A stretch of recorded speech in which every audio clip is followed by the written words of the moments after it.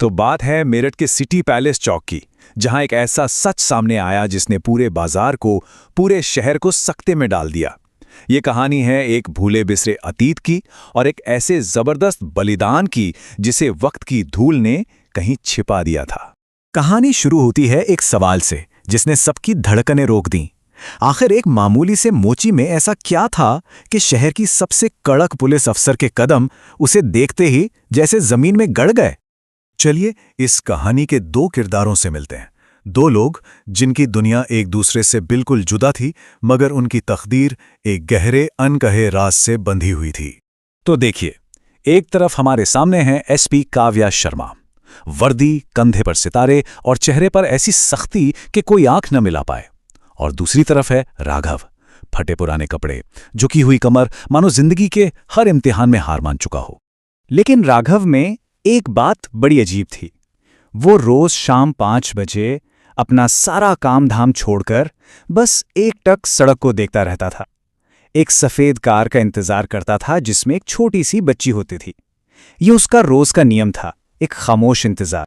अब होता यह है कि एक बिल्कुल मामूली सा सरकारी आदेश आता है, फुटपाथ खाली कराए जाएं। लेकिन ये मामूली सा आदेश एक ऐसे ड्रामे की वजह बन जाता है जिसकी किसी ने कल्पना भी नहीं की थी। माहौल में ना एक अजीब सा तनाव था। जैसे ही एसपी शर्मा की गाड़ियों का काफला आया, लोग फुसफुसाने लगे, भाई ये नहीं मैडम बहुत सख्त हैं, आज तो कोई नहीं बचेगा। मगर फिर कुछ ऐसा हुआ जिसकी किसी को उम्मीद नहीं थी। जैसे ही एसपी शर्मा उस अकेले मोची राघव के पास पहुंची, उनके कदम अपने आप धीमे पड़ गए। और जैसे ही दोनों की नजरें मिलीं, एसपी का वो पत्थर जैसा चेहरा बिल्कुल सपाट हो गया, मानो वक्त वहीं थम गया हो। और तब उनके मुंह से कोई हुक्म नहीं निकला, बल्कि सिर्फ एक नाम निकला, वो भी कांपती हुई आवाज में, राघव तुम। अब कमाल की बात यह है कि राघव का जवाब इतना ठंडा, इतना बेरुखा था कि सुनकर कोई भी चौंक जाए।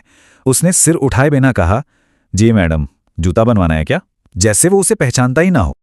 और तभी कहानी में एक नया मोड़ आता है, जब काव्या की बेटी गुड़िया वहां पहुंचती है। वो बच्ची न जाने क्यों राघव की तरफ खिंची चली जाती है और उसके सामान में से कपड़े की एक पुरानी सी गुड़िया निकाल लेती है। उस गुड़िया को देखते ही काव्या की आंखें फटी की फटी रह गईं। बस यहीं से सालों की जो खामोशी थी ना, वो टूटने लगती है। दोनों के बीच कुछ ऐसी बातें होती हैं जिनसे माहौल का तनाव और भी ज्यादा बढ़ जाता है। और पहली बार राघव का सब्र टूटता है और वो जो कहता है उससे सब हिल जाते हैं। वो कहता है, तुम भागी थी काव्या, मैं तो वहीं खड़ा रह गया था जहां तुमने मुझे छोड़ा था। और बस ठीक इसी वक्त भीड़ में से एक ऐसा शख्स सामने आता है जो इस पूरी कहानी का गवाह था। एक बुजुर्ग आदमी जो ये सब और नहीं देख सका, और उसने तय किया कि आज सच सामने आकर ही रहेगा।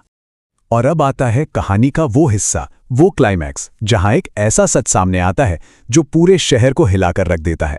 एक ऐसा बलिदान जिसने 2 लोगों की किस्मत लिख दी थी। वो बुजुर्ग शख्स एक एक करके पर्दे खोलना शुरू करता है। वो बताता है कि कैसे सालों पहले एक ताकतवर आदमी ने जुर्म किया था और इल्जाम काव्या पर डाल रहा था। कैसे उसने काव्या का आईपीएस बनने का सपना तोड़ने की धमकी दी थी, और तब राघव ने वो इल्जाम अपने सिर ले लिया था और काव्या की जगह जेल चला गया था। सच सामने आने के बाद काव्या के पास अब और कुछ छिपाने को नहीं था।